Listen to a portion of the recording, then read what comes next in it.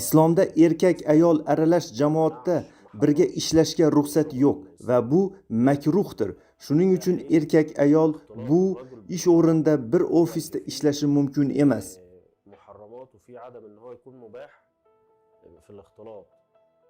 Ayollar siyosiy maqomlar yoki shunga o'xshash yuqori lavozimlarni egallashi mumkin emas. Chunki ularning umumiyatla his-tuyg'ulari aqllaridan oldin yuradi. Aqllari nuqsonli deyish ularga haqorat emas, chunki aqllardan ko'ra ko'proq qalblari qaror qiladi.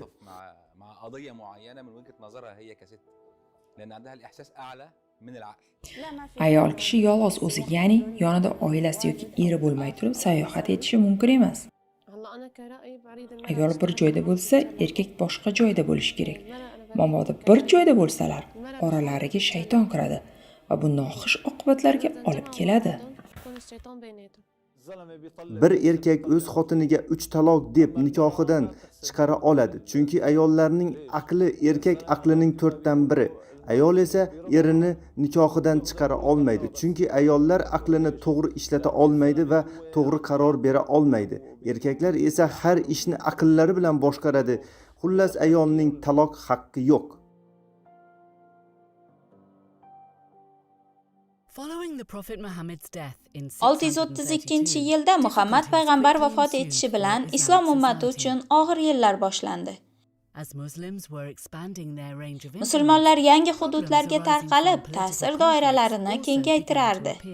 Biroq boshqa tarafdan siyosiy mojarolar sababli muammolar ham bosh ko'tara boshladi. Muhammad payg'ambardan keyingi yillarda ayollarning ijtimoiy hayotdagi o'rni va mavqeida ham salbiy o'zgarishlar yuz berdi.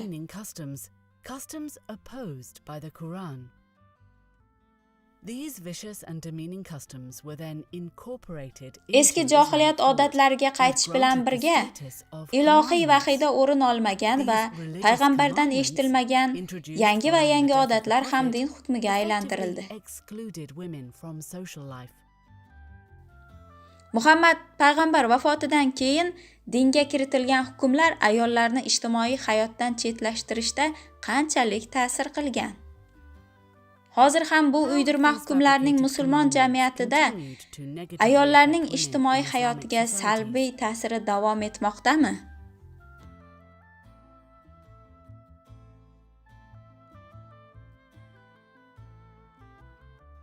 Peygamberimizin vefatıyla birlikte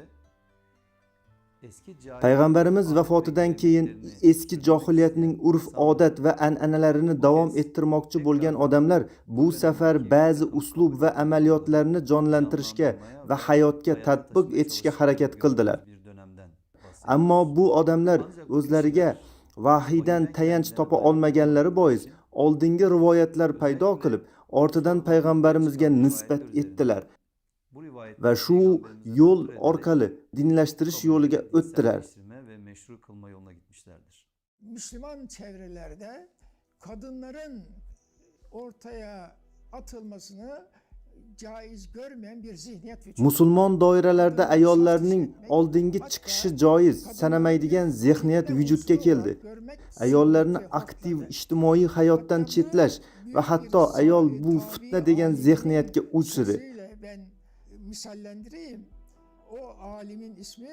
Shu o'rinda bir tobiinning so'zini misol keltiraman. Uning ismi Ibn Tahmal. Bu tobiin deydiki, musulmon ayollar erkaklar bilan o'tirishardi.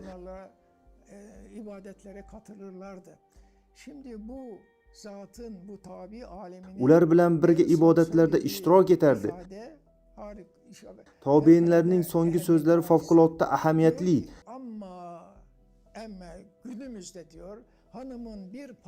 Deydiki, ammo bugun ayolning bir barmog'i ham fitna deb yurishibdi. Ya'ni hali hijriy 1-asr o'tmay turiboq ayollarni jamiyatda fitna fasod unsuri sifatida ko'rish zohir bo'la boshlagan.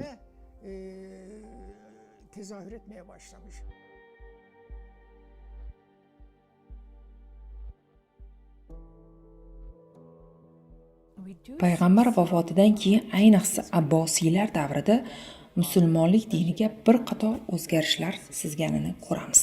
9-asrlarda ummat hayotiga sizgan bu o'zgarishlar doim ham ijobiy samara berdi deb bo'lmaydi. Masalan, fors va yunon tushuncha va e'tiqodlarining ta'sirini ko'rish mumkin. Ayollarning ijtimoiy mavqeini tushirish Umaviylar davrida boshlandi va Abbosiylar davrida yana davom ettirildi. Nazarimda buning asosiy sabablaridan biri, ulardan biri shuki, musulmonlar fathlar bilan birga qadimgi Yahudiy va Nasroniy e'tiqodlarini ham qabul qilganlar.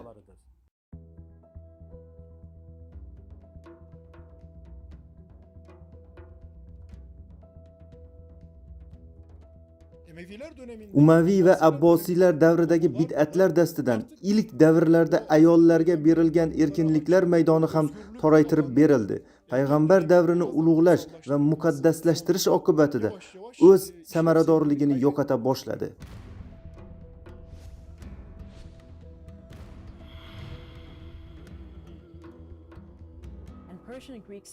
Fors va yunon jamiyatlar iyerarxik jamiyatlar edi. Ularning ta'siri bilan iyerarxiya va jinsga asoslangan iyerarxiya musulmon jamiyatlariga ham siza boshladi. Natijada erkak oila raisi, erkak uyda xo'jayin degan, ayollarga esa ikkinchi darajali rol topshiriladigan patriarxal oilalarning old planga chiqqanini, keyinroq esa bu yondashuv musulmon huquqida ham aks etganini ko'ramiz. Bu o'zgarishlar aslida ma'lum bir tarixiy davrga tayanganini bilishimiz zarur. Qur'ondagi ta'limotlarga yoki payg'ambarning sunnatiga aloqasi yo'qligini anglashimiz zarur.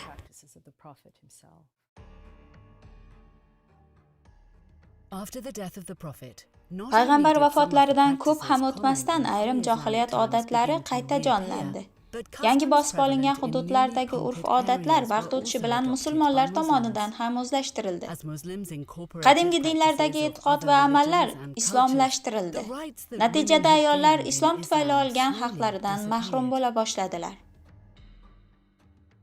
As a result, Nima uchun women were ayollar sequestered uylarda in their qamalmoqda? homes and forbidden to Ijtimoiy work hayotda faol alongside men. bo'lgan ayol erkaklar bilan bir joyda ishlay olmaydimi?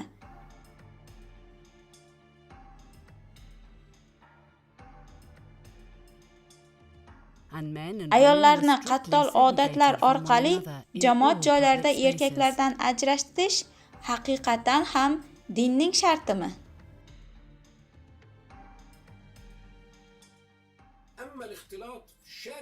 Erkak va ayollar jamiyatda har kuni birga ko'ramiz. Ko'chada, avtobusda, o'quv maskanlarida, ijtimoiy sohalarda ayollar faoliyat olib borishlari mumkin. Insoniy axloq doiralariga rioya etgan holda, iffat va hurmat masofasini saqlagan holda erkaklar bilan birga mehnat qilishlari mumkin. Ayollar va erkaklar bir joyda ishlashi mumkinmi, yo'qmi deb ko'pchilik so'raydi. Menga bu o'ta g'aroyib savol tuyuladi.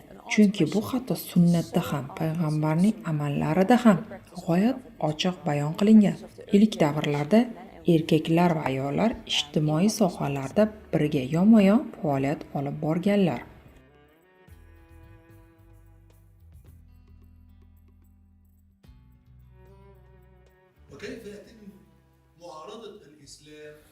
Islom o'rgatgan dunyoqarashga zid hadislar orqali islomiy ta'limotlarga qanday qarshi chiqish mumkin?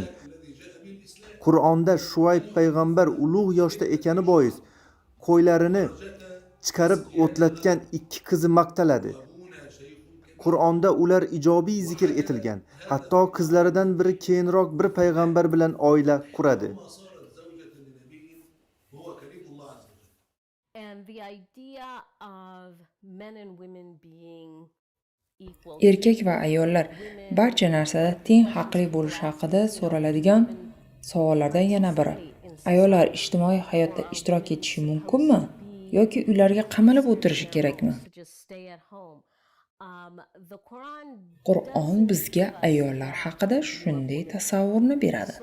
Qur'onda Oliy Imron surasi 195-oyatda ayollar hatto urushda ham ishtirok etish haqida so'z ketadi. is something that's still a debate in the United Bugun esa AQShda ayollar urushda ishtirok etishi kerakmi, yo'qmi degan bahs hanuz nihoyasiga yetgani yo'q. Holbuki Qur'onda erkak va ayollar urushlarda birga jang qilishlari haqida aytilmoqda. engaging in battle. So Bu o'ta muhim. Bu islomning va Qur'onning tengsiz jihati. Ayollarning uyi tashqarisidagi hayotda faol bo'lganini ko'rsatuvchi jihat bu. participating in something outside the home. The discourses that limited women's participation in Ijtimoiy all hayotda aspects to'laqonli of ishtirok social etish u life yoqda extended tursin, even to ayollarning mosques. hatto Muslim masjidda place of ibodat worship. qilishini cheklovchi Again, hukmlar the rules Muhammad concerning payg'ambardan the keyin exclusion of women kuchaytirilganini from ko'rish mosques were mumkin. formulated after the death of the Prophet. Because Bu Muslim hukmlar hozir ham communities islomiy enforced gender jamiyatlarda joriy inequality, etilgani Muslim bois, women have formed musulmon considerably ayollarning weaker masjid ties bilan to aloqalariga mosques. ham zarar As a yetkazilgan. result, women are distanced from Natijada mosques, musulmonlar the most eng essential qizg'in va location ijtimoiy where turfahillikka Muslims ega interact bo'lishi with kerak God bo'lgan and with other masjidlardan Muslims. ayollar deyarli uzoqlashtirilgan. Beni en üzen konulardan birisi de özellikle bu cenaze merasimleri. Meni eng ko'p ranjitgan ishlardan biri janoza marosimlarida Ölünün yakını, kocası, payg'ambarimiz davrida janoza marosimlarida marhumning yaqinlari, eri, o'g'li, otasi bilan bir qatorda ayollar ham qatnashardi. cenaze merasimi, bayram namazları, Hayit, juma namozi, boshqa kundalik namozlarda ayollar erkaklar bilan birga ado etishgan. kadın bayram namazında da, cuma namazında da, diğer vakit namazlarında da veya cenaze merasimlerinde de Payg'ambarimiz davrida ayollar masjid jamoatlarida bo'lgan. kadınlar Bu hali aytganimizdek, Umayyiylardan boshlab o'zgarib bordi. Emevilerden sonra Ayollar tobora musulmon jamoatdan chiqarildi. taşınmış oldu. Çocukluğumdan beri bilirim, cumalara giden hemen hemen pek hanım yoktu. Bolaligimdan bilaman, juma namozlariga boradigan ayollar deyarli yo'q edi. Ayollar juma kunidan ozod hisoblanardi, lekin payg'ambarimiz davridagi din bilan tanishib, ularda ayollar barcha ibodatlarda ishtirok etganini o'rgandik. Bir olima aytadi. Rasululloh davrlarida juma va boshqa namozlarda, janoza va tarovihlarda qatnashar edik. Cenaze namazlarına, işte teravih gibi her türlü namaza katılırdık, iştirak ederdik diyor.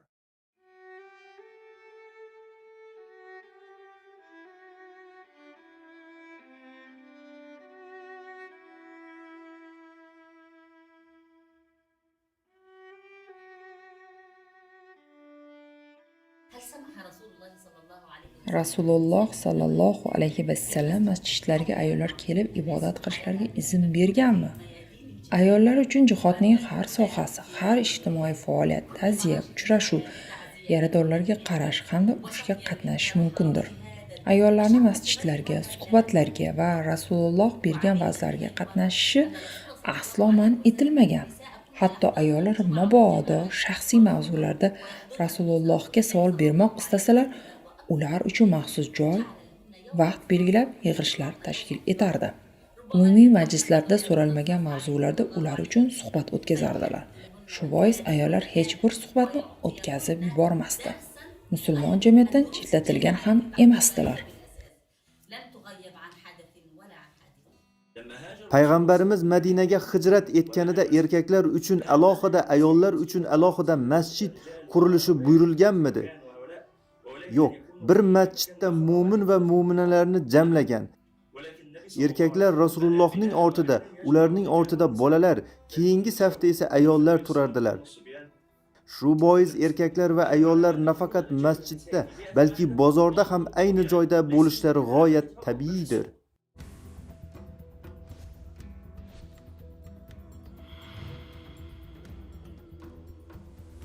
Şu rivayetler, şu anlayış Uydagi namozi masjiddagi namozdan afzal deyilgan.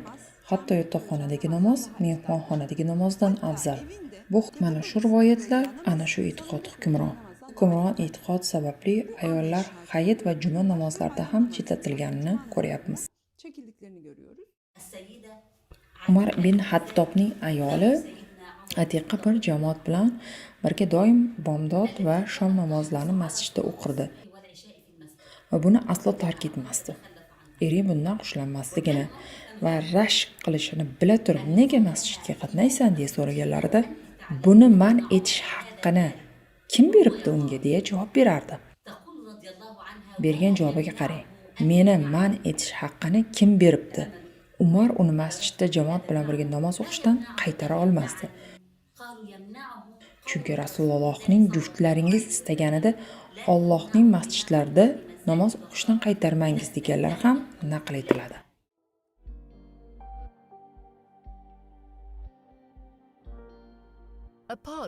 G'ayri-islomiy hukmlar ayollarning uylariga eng yaqin va eng ishonchli joyga, ya'ni masjidga borishlariga ham ta'sir qilgan. Bunday haqdan yiroq va asossiz hukmlar asrlar mobaynida hatto ayollarning erkak hamrohligisiz sayohat qilish haqini ham cheklab kelgan.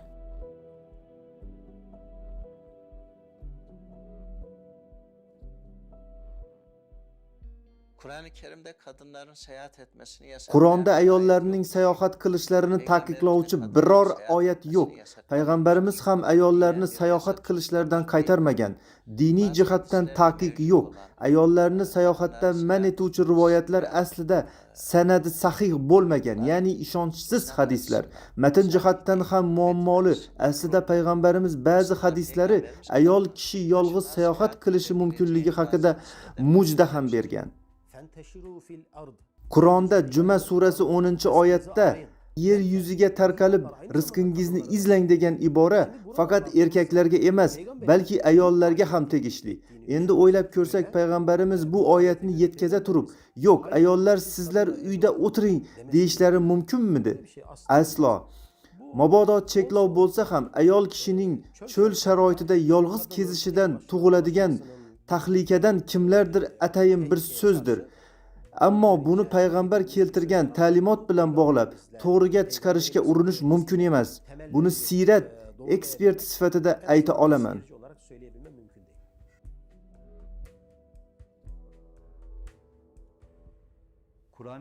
Qur'oni Karimda sayohat qilish haqida, ayniqsa gunoh va ma'siyatlari uchun jazolangan qavmlarning qoldiqlarini ko'rish uchun sayohat qilish haqida oyatlar bor. Onlardan ibret almaya yönelik ayetler vardır. Ancak bu ayetlerin Biroq bu oyatlarning hech birida ayollar yolg'iz sayohat qila olmaydi yoki erkaklar bilan birga sayohat qilsin degan bayon yo'q. bir açıklama yer almaz. Robbimiz o'z kitobida dinga zarur har bir tafsilotni eng nozik tafsilotlarigacha berganman deydi.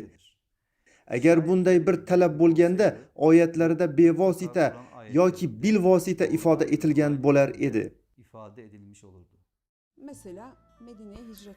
Masalan, Madinaga hijrat.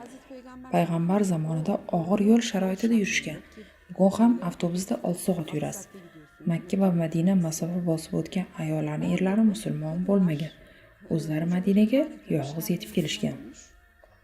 Hech kim ularga ayol boshingiz bilan nega yolg'iz kelasiz, kelmang ham demagan.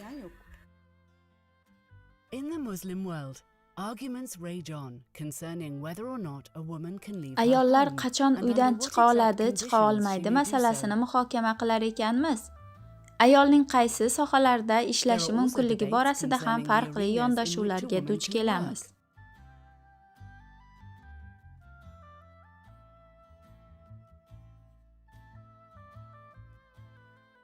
In some societies, Musulmon ayollar ham xuddi erkaklar kabi ba'zi jamiyatlarda o'zlari xohlagan soha va yo'nalishda ishlash erkinligidan mahrum ekanini ko'rish mumkin.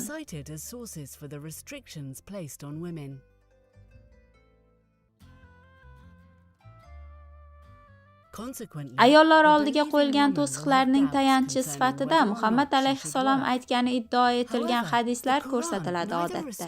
Ammo bu savollarga Qur'on haqiqatlari orqali javob topish islom jamiyatlarining taraqqiyoti uchun shart.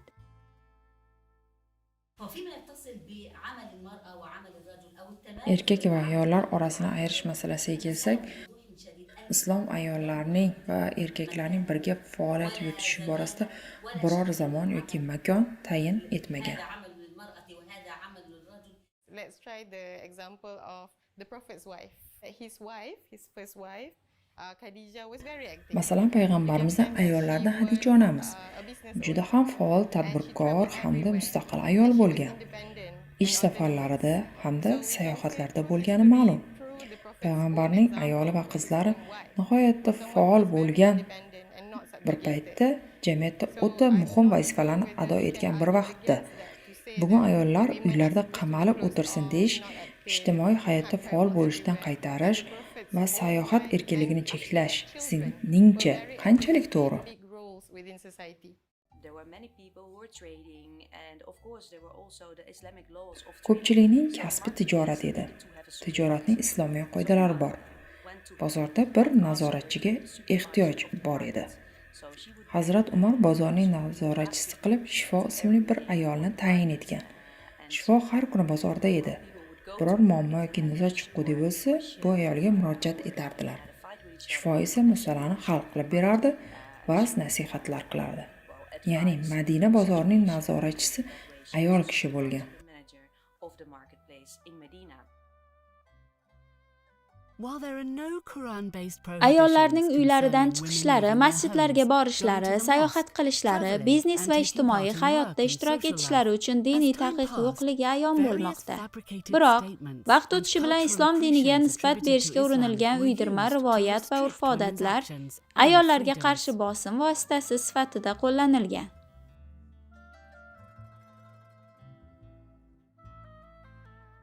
Another injustice Ayollarga aimed bosim at o'tkazuvchi ensuring the va subordination of ularning women mavqeini denies their pasaytiruvchi ability yana to bir serve yanglish as yondashuv leaders or administrators. ayollarning One boshqaruvchi hadith, bo'lish for erki va example, qobiliyati seems to bilan imply bog'liq. that women Boshliq rulers are bo'lgan qavm destructive to a najot society. topmas degan hadis to'g'rimi? Bu hadis Should ayollarning women be leaders in Islom Islamic jamiyatida societies? ayol rahbar bo'la Or are they oladimi? by nature Yaratilishi bunga unsuited to mosmi? be leaders? Agar mos bo'lsa, uning Finally, rahbar does the bo'lishiga Quran to'sqinlik forbid qiluvchi them biror from diniy being hukm leaders? bormi?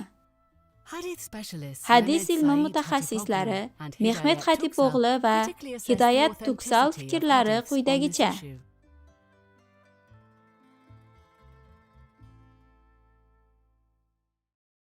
Hadisin baş tarafında ifade Endi bu hadisning boshidagi gap butunlay siyosiy gap. siyasi mahiyette Hazreti Ayşe'nin Oysha onamizning siyosiy faolligiga qoralash, uni ayblash, yomon ko'rsatishga qaratilgan ifoda bu. göstermeye yönelik bir ifadedir. Kadınlarının Ayol başını bosh geçiren bo'lgan şey iflah ish olmaz. o'nglanmas. Nasıl Nimaga? olmuş? Chunki Jamal voqeasining markazida Oysha onamiz Merkez edi. noktası Hazreti Ayşe idi. O peygamberin Bu harakat payg'ambarimizning ayoli boshqargan harakat edi. harekettir o.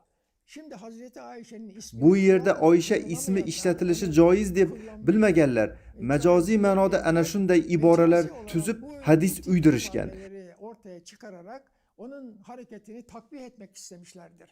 Yoksa İslam ümmetinde Lekin dahi islom ummatida ham hokimiyat tepasida bo'lgan ayollar bor. hatta beğenmediğimiz Hatto bunga haricilerin içinde bugun yomonlangan havorijlar orasida ham hukmronlik qilgan ayollar bor. çıkıp vaaz etmiş Masjidga hanımlar chiqib va'z qilgan ayollar bor. çerçevede Shu ma'noda bugun ham so'nggi asrlarda ham ayollarga bu qadrni bergan islomiy tamoyillar mavjud. İslami ülkeler var. Payg'ambarimizni o'rnak ko'rsatib, u zotdan shunchalik ko'p hadis rivoyat qilganlarki, bu hadislarning aksariyati payg'ambarimizga aloqasi yo'q.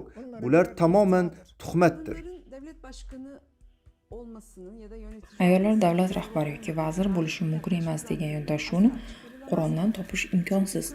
Sababi Qur'onda Saba malikasi nihoyatda basiratli va aqlli rahbar sifatida zikr etiladi. Sulaymon alayhissalom malikaga maktub yo'llaganda unga javoban malika yonidagi boshqaruvchi erkaklar biz kuchli jangchilarmiz, buyuring, darhol jangga kiraylik deyishadi. Malika esa yo'q, shoshmang, urush ko'p zarar beradi odamlarga. Avval maktub jo'natayin deydi. Malikaning urush siyosati o'rniga aql va diplomatiya taklif etishi, mulohaza bilan davlatni boshqarishi, zakovati, qavmini to'g'ri yo'lga da'vat etishi bayon etiladi. Sebe Melikesi'nin akıllı diplomasisi Kur'an-ı Kerim'de detaylı bir şekilde anlatılıyor.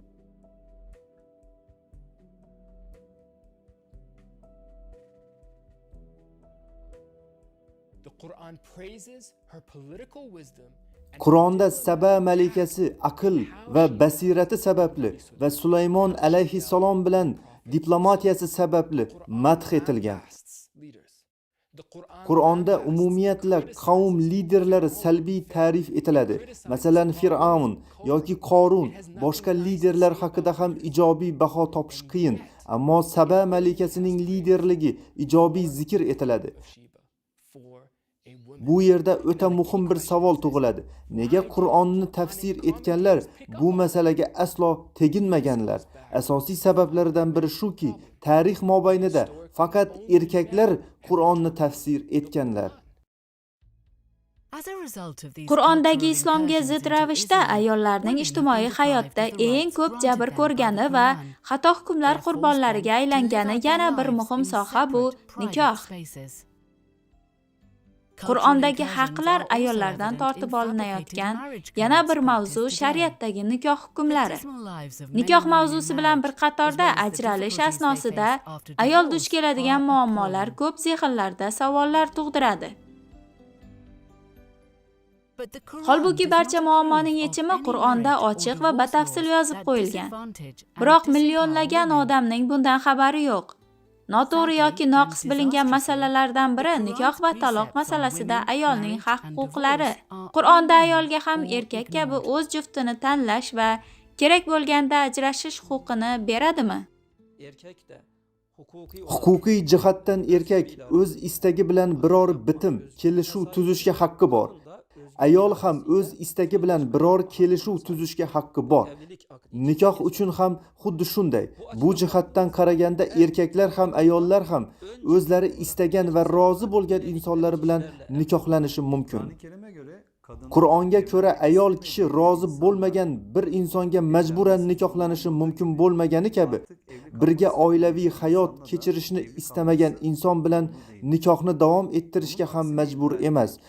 Buning aksini iddao etish ayollarga qarshi ulkan nohaqliklar. Qur'on bunga qarshi chiqadi. Nikoh borasida o'z juftiga o'zi qaror berish borasida ayollarga haq va vakolat berilgan. Payg'ambarimiz buni o'z hayotidan, oilasidan boshlaganlar. Avvalo Fatima onamiz barcha qizlaridan seni shu so'rayapti, nima deysan deya so'ragan. Ularning javoblarini kutgan.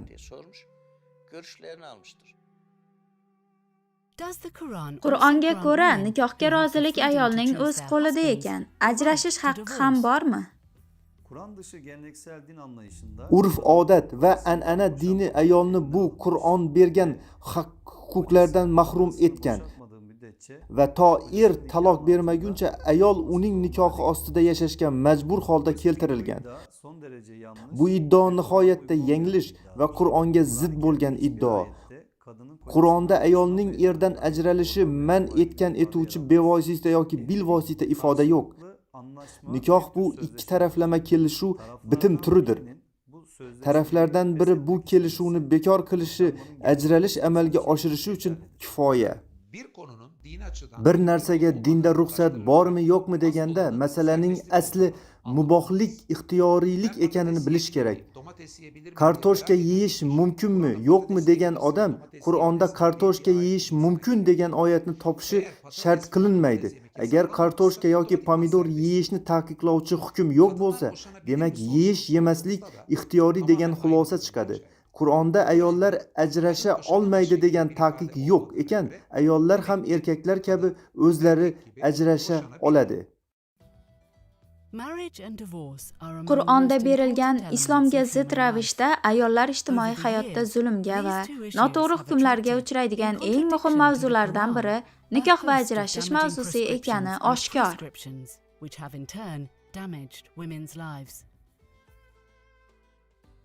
Filmimizning keyingi qismida ayollarning jiddiy muammolariga duch kelgani va Qur'ondagi asl dinga mos islohotlarga ehtiyoji bo'lgan boshqa mavzular bilan davom ettiramiz.